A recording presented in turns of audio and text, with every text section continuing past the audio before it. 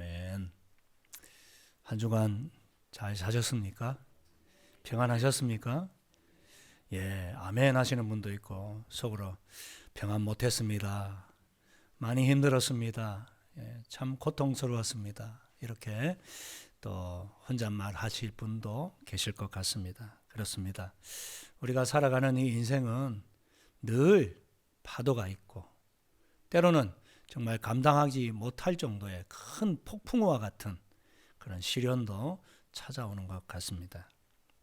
야, 그 사람만 없었으면 내 회사 생활이 좀 더 편안했을 텐데, 저 친구만 없으면 우리를 참 힘들고 고통스럽게 만드는 또 그런 사람으로 인한 어려움 우리가 겪죠.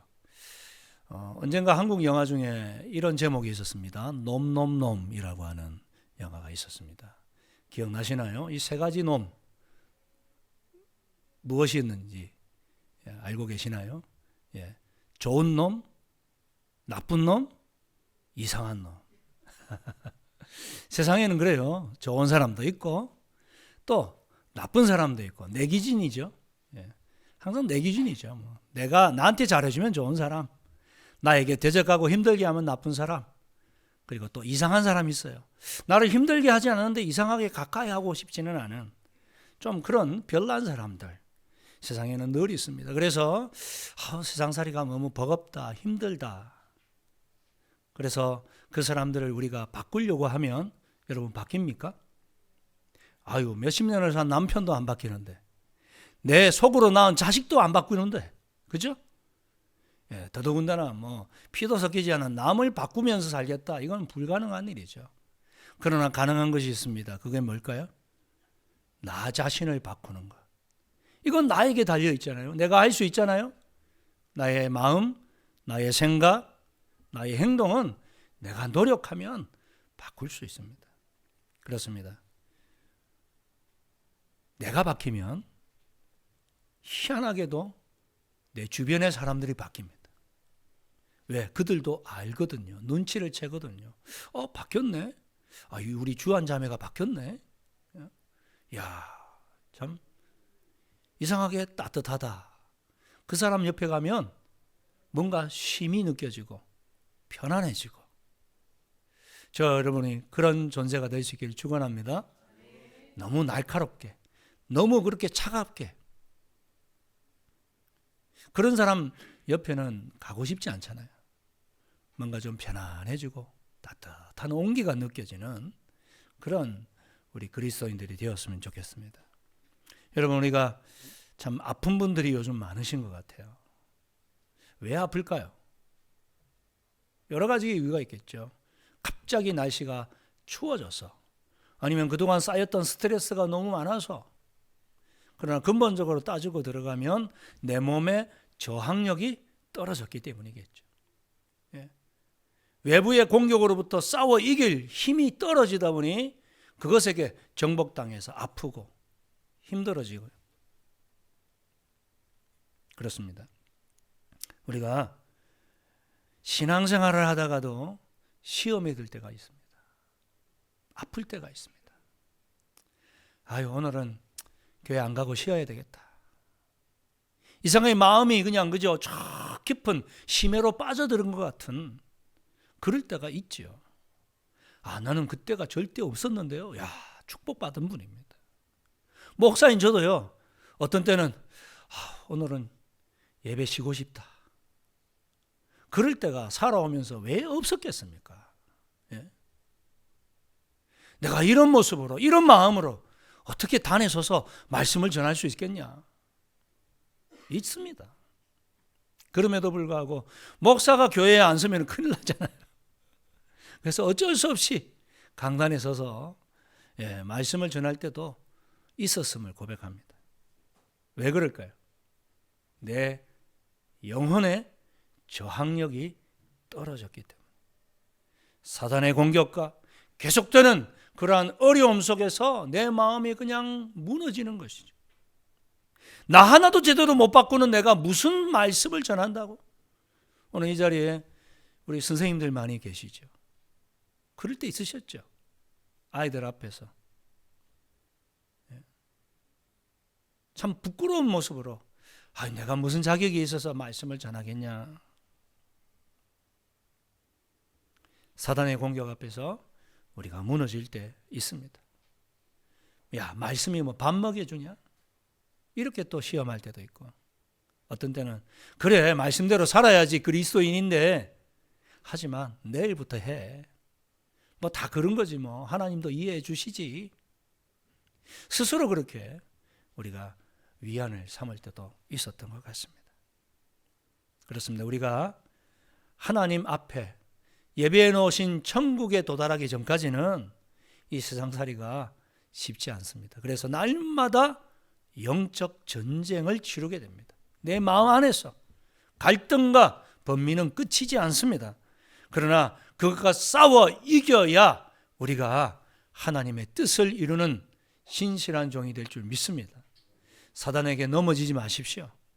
사단은 언제든지 틈을 탑니다. 우리가 읽고 있는 이 누가복음 4장 1절에서 13절의 본문, 예수님이 당하셨던 그 세 가지의 시험은 우리 그리스도인들이 다 당하게 되는 시련들이죠. 첫 번째 시련이 무엇이었습니까? 돌로 떡을 만들어 먹어라. 그렇습니다. 먹는 것, 마시는 것, 우리에게서 너무나도 중요한 일입니다. 그러나 그런 시련 앞에서 우리 주님 뭐라고 말씀하셨습니까? 사람이 떡으로만 살 것이 아니요 하나님의 입에서 나오는 모든 말씀으로 살 것이니라. 우선순위의 전쟁이라고 말씀드렸죠. 먹는 것도 중요하지만 그러나 내가 말씀이 우선이다. 두 번째 시험은 무엇이었습니까? 온 천하 만국을 보여주면서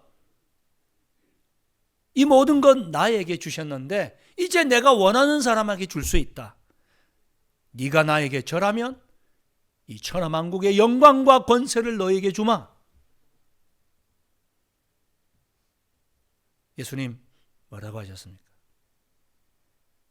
주 하나님께 경배하고 그를 섬기라 하였느니라. 두 번 다 신명기의 말씀을 통해서 이겼습니다. 그렇습니다. 사단은 어떻게 하든지 자기를 섬기라고 말합니다. 야, 하나님 가지고 안 돼. 이 세상 살아갈 때는 세상의 법 빨라야지. 로마에서는 로마법 따르라 그랬잖아. 슬슬 우리들을 부추기고 유혹하고 넘어가게 만들 때, 여러분, 아무리 내가 성공하고 싶지만 그러나 하나님 말씀을 따라야지, 하나님 섬겨야지. 아멘이시죠? 그렇습니다. 세 번째 시험은 무엇입니까? 오늘 본문에 보니까 9절에 또 이끌고 예루살렘으로 가서 성전 꼭대기에 세우고 이르되 내가 만일 하나님의 아들이어든 여기서 뛰어내려라. 이 세 번째 시험의 장소를 우리가 주목해 볼 필요가 있습니다. 첫 번째 장소는 어디였습니까? 시험했던 장소? 광야였습니다. 그죠? 광야에서 40일 동안 줄이 쉴 때에 그 배고픔을 파고들었던 사단. 그런데 두 번째와 세 번째는요, 높은 곳으로 데려갔습니다. 천하만국이 보이는 곳. 오늘 본문은요, 모든 예배자들이 성전에 올라오면서 볼 수 있는 성전 꼭대기. 기드론 신학가에서 예배 초소인 성전을 위해서 올라오다 보면 성전 꼭대기가 보이는데 자그마치 그 차이가 150m쯤 됩니다. 아파트 한 층의 높이가 약 한 3m 정도 된다고 해요. 그렇다고 하면 50층에 가까운 높이에 해당되겠죠. 아파트 50층 얼마나 까마득하게 높여 보입니까? 그곳에 한 사람이 섰습니다. 까마득하게 보이지만 그러나 그 사람이 얼마나 대단해 보이겠습니까?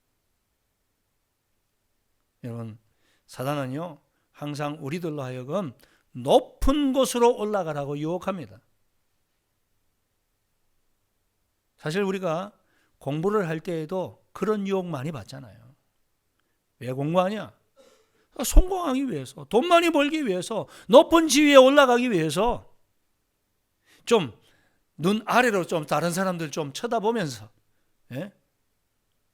좀 사람들을 수하에 부리면서 살고 싶다. 이게 사람들이 열심히 일하고 땀 흘리고 노력하고 공부하고 애쓰는 이유 아닐까요? 언젠가 한국 드라마에 그런 이야기가 나오더라고요. 예? 날 추앙해 주세요. 예.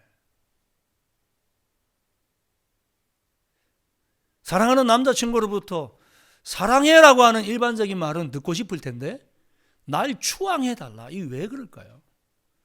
그 여주인공의 삶이 너무 핍박한 거예요. 직장에서도 무시당하고. 왜? 정규직이 아니라 계약직이라고. 무시하고 멸시하고 함부로 대하고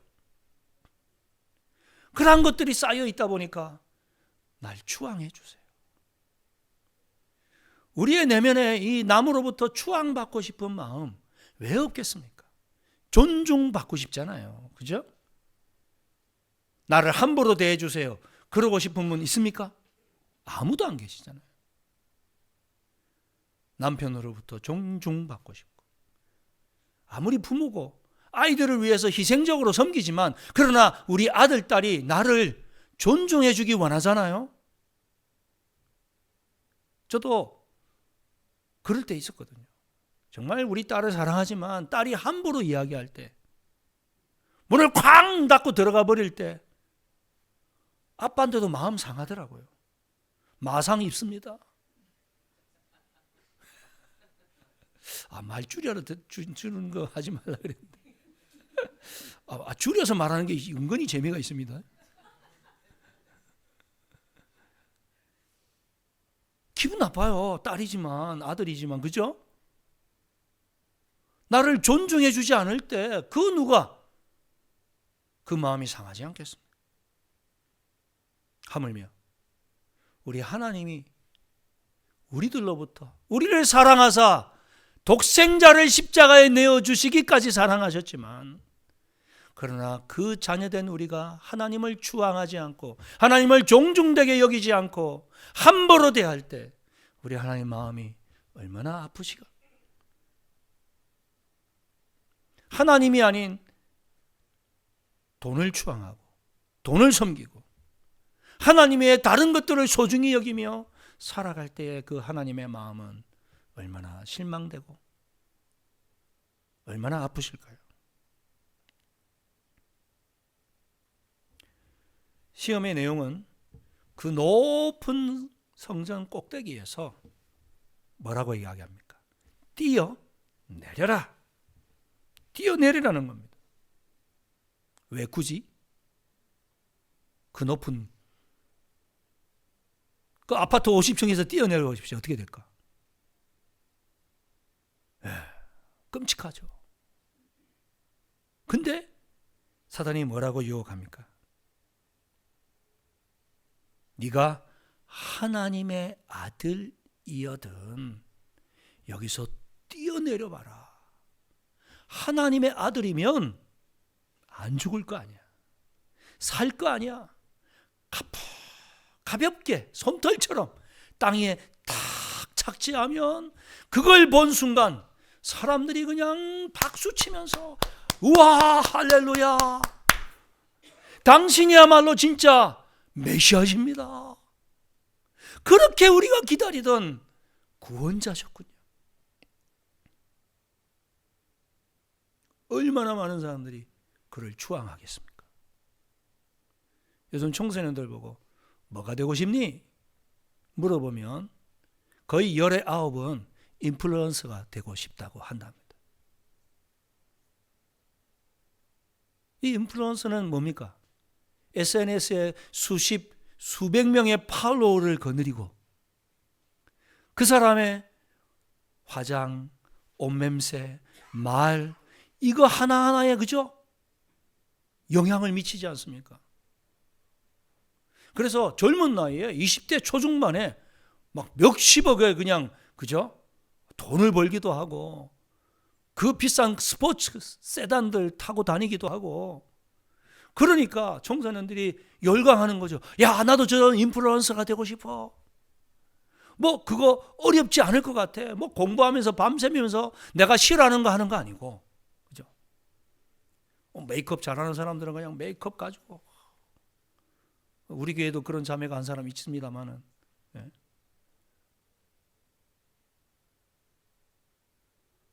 뭔가 내 눈앞에서 조금만 노력하면 될 것 같잖아요.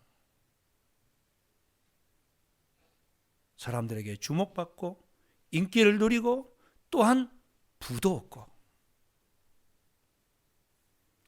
사단이 지금 예수님을 그렇게 유혹하듯이 저와 여러분을 유혹합니다. 쉬운 길이 있는데 왜 둘러서 그렇게 어려운 길을 가? 왜 굳이 십자가를 지려 해? 성전에서 뛰어내려서 가뿐하게 짠 나타나면 모든 사람들이 너를 추앙하고 너를 그리스도 메시아로 받아들일 텐데, 왜 그 고난의 길, 그 십자가와 온갖 모멸감을 느끼는 그 고통스러운 길을 가려고 해?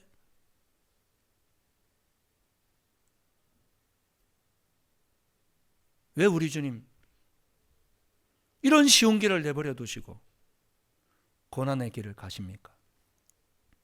성경은 히브리서 9장 22절 말씀에처럼 율법을 따라 거의 모든 물건이 피로써 정결하게 되나니 피 흘림이 없은즉 뭐가 없다고요? 죄 사함이 없느니라. 우리가 마침 구약 통독 레위기, 그죠? 얼마나 복잡하고 다양한 제사법들이 나옵니까? 제사의 핵심은 뭔가요? 짐승을 잡는 것입니다. 왜요? 우리의 죄를 용서받기 위해서. 내가 죽을 수는 없잖아요. 그래서 하나님께서 죄 용서받는 방법으로 짐승을 대신 잡아라. 소를 잡든지 양을 잡든지, 가난한 사람들은 비둘기든지, 심지어 그것도 안 되면은 곡식을 추수해서 그것을 가루로 발라서 소재로라도 드려라. 그렇게 태워 드림으로 말미암아 너희들의 죄를 용서받을 수 있다. 그런데 이 구약의 제사는 한 번 한 것으로 족한 겁니까? 아니죠. 우리가 또 죄를 지는데 그때마다 제사를 드려야 되니 얼마나 수많은 양떼와 소떼들이 죽어나갔겠습니까?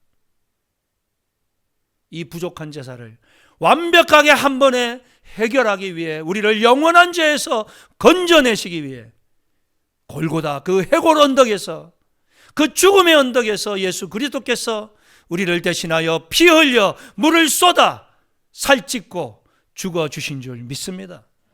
이 예수를 믿음으로 우리는 용서함을 받고 하나님의 자녀가 되는 놀라운 특권을 누리게 된 것이죠. 이것을 믿으십니까? 이것은 화려한 영광의 자리에서는 이룰 수 없습니다. 고난과 그 고통의 자리에서만, 죽어야만 얻을 수 있는 것입니다. 그렇습니다. 세상에 그 어떤 것도 대가 없이 얻을 수 없죠. 그래서 노 크로스 노 크라운이라고 그러지 않습니까? 하물며 우리가 세상에서 뭔가를 얻기 위해서도 대가가 필요할지언다. 우리의 영원한 이 생명을 구원하기 위해서 우리 주님의 이런 사단의 유혹을 이겨내면서 십자가의 길을 걸어가신 줄 믿습니다. 사단의 이번의 유혹은요, 강력했습니다. 왜냐하면 10절 이하에 보니까 기록되었으되, 사단도 성경을 인용해요. 하나님 말씀 인용하는 거예요. 하나님이 너를 위하여 그 사자들을 명하사 너를 지키게 하시리라 하였고, 또한 그들이 손으로 너를 받들어 내 발이 돌에 부딪히지 않게 하시리라. 이것은 시편 91편 11절 12절 내용을 인용한 겁니다. 똑똑하죠, 사단? 예수님이 두 번에 걸쳐서 말씀으로 자기를 이겨내니까 이번에는 그도 말씀 인용해서 예수님을 거꾸로 틀으려고. 마찬가지로 사단은 우리에게 말씀 가지고 공격할 때 많습니다. 근데 그 말씀은요, 맥락이 없어요. 여러분, 우리가 말씀을 해석할 때 맥락이 중요합니다. 그죠? 그래서 우리가 무턱대고 성경 구절을 읽는 것은 좀 조심해야 됩니다. 내가 성경을 읽다가 은혜 받은 하나님이 감동 주신 그 말씀은 외우세요. 그러나 그냥 맥락 없이 외우게 되면 진정한 그 말씀의 의미를 잘못하면 왜곡하기 쉬워요.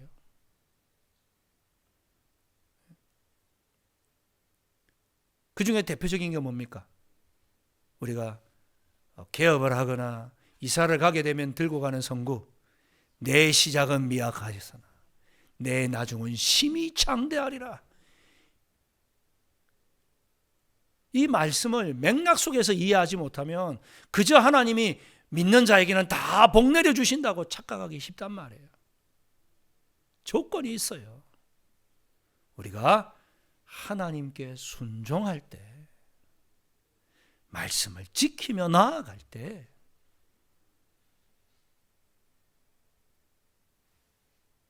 사단은 이렇게 이단들을 동원해서 우리들을 얼마나 많이 유혹하는지 모릅니다. 우리 한국처럼 예수가 많은 나라가 없죠. 내가 예수다.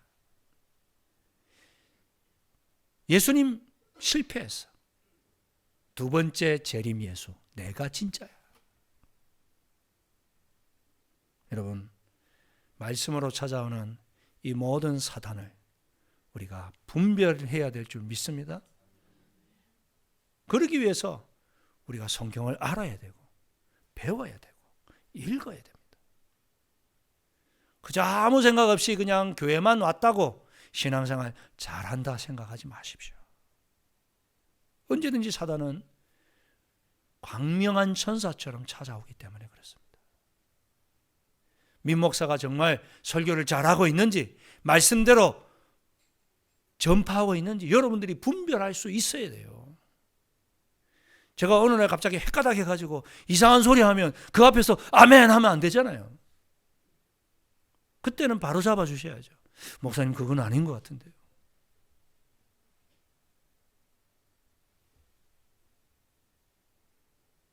예수님께서 어떻게 이 사단의 공격을 이겨내십니까? 말씀으로 물리치시는데 12절에 예수께서 대답하여 이르시되 주 너의 하나님을 어떻게 하지 말라고요? 시험하지 말라. 주 너의 하나님을 시험하지 말라. 지금 사단의 요구는 뭐란 겁니까? 하나님을 시험하는 거다. 그렇죠. 정말 몸이 아파서 하나님 고쳐주세요. 하나님 살려주세요. 이거는 하나님 시험하는 게 아니죠. 근데 멀쩡한데 일부러 자빠져가지고 발목이 부러져 놓고 하나님 이거 고쳐주세요. 그런 거 하나님 시험하는 거죠. 예수님도 무리를 걸으셨다면서요. 제가 무리를 한번 걸어볼 테니까 걷게 해주세요. 뜬금없이. 여러분, 성경에 나타난 그 모든 기적과 이사는 하나님의 뜻과 계획이 있다는 거 아시죠? 이유가 있습니다. 근데 하나님 살아계시면 한번 나를 이렇게 해보세요. 그 하나님 시험하는 거죠. 이 말씀은 신명기 6장 16절 말씀을 예수님께서 인용하신 거거든요. 신명기 6장 16절 말씀을 같이 한번 읽어볼까요? 시작. 너희가 마사에서 시험한 것 같이 너희의 하나님 여호와를 시험하지 말고. 하나님을 시험했던 사람들이 있어요. 그게 누구냐? 바로 이스라엘 백성들, 출애굽한 이스라엘 백성들이 광야에서 하나님을 시험했대요. 어디에서? 마사에서. 이 마사라는 단어가 시험하다라고 하는 뜻을 가지고 있습니다. 이 단어는 다른 의미로 무리바라고 하는 그러한 똑같은 그런 이름을 갖고 있는데, 이 무리바는 다투다라고 하는 뜻이죠.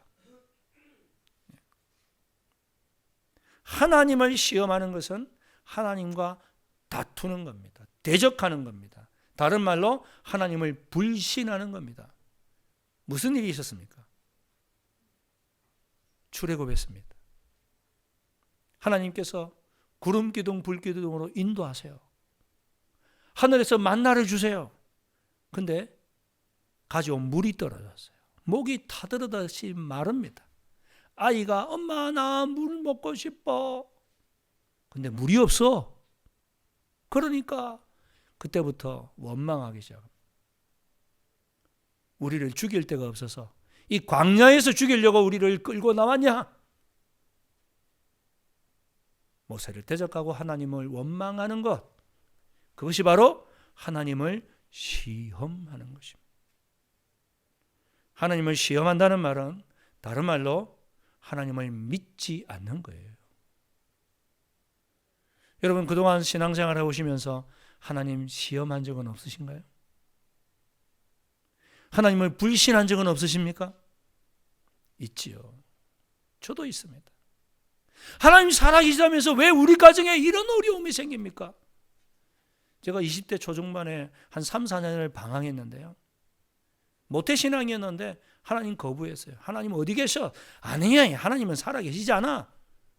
우리 엄마가 저렇게 날마다 새벽 기도 가면서 부르짖고 눈물로 호소하는데 왜 우리 이 가정의 형편이 이렇게 또 나락으로 떨어지지?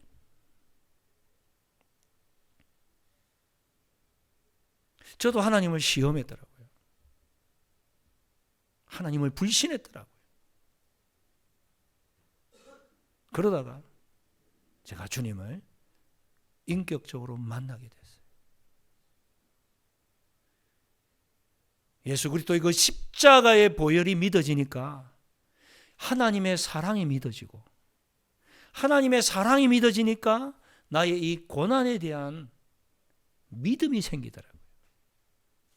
그래, 내가 이해하지 못하지만 하나님의 뜻이 계시지. 그냥 이런 어려움 겪게 하는 게 아니지. 여러분에게도 동일한 하나님의 뜻과 계획이 있는 줄 믿습니다.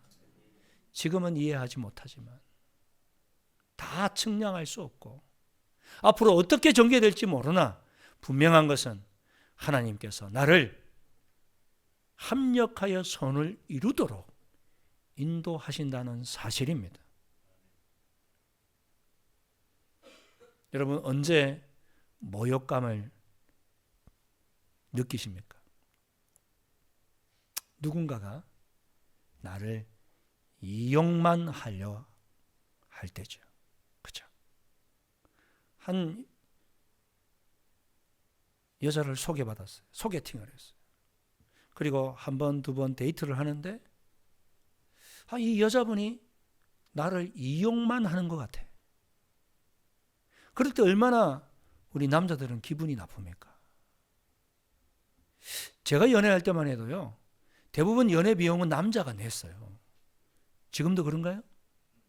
지금은 뭐 더치페이 한다는 얘기도 있고 각각 뭐 식값 한 번 내가 냈으면 한 번은 여자친구가 내고 그런가요? 예, 합리적이네요. 우리가 누군가의 관계가 그죠? 깊어지기 위해서는 서로 섬기는 게 있어야 돼요. 그죠? 근데 이 사람이 자꾸 나만 이용한다 들 때에 모멸감을 느낍니다. 모욕당한 것 같아요. 기분이 나빠요. 우리 하나님도 그러시지 않을까요? 우리가 계속 하나님만 이용하고 있지는 않습니까? 하나님 이거 해주세요. 저거 해주세요. 요거 해주세요. 사랑한다 말은 하는데 삶의 모습은 전혀 사랑하는 게 아니야. 그럴 때 하나님은 아마 모욕감을 느끼실 것입니다. 너 진짜 나를 사랑 안 하는구나. 내가 원하는 이것이 있는데 너는 왜 이렇게 살지 않냐? 하나님께서 원하시는 삶이 무엇인지 여러분 생각해 보셨죠? 하나님 사랑하면 당연히 관심 갖게 되어 있습니다. 우리 모두 하나님을 온전히 신뢰하고 그분의 뜻에 따라 살아갈 수 있기를 축원합니다. 그것이 하나님을 시험하지 않는 것이요 하나님을 온전히 신뢰하는 것인 줄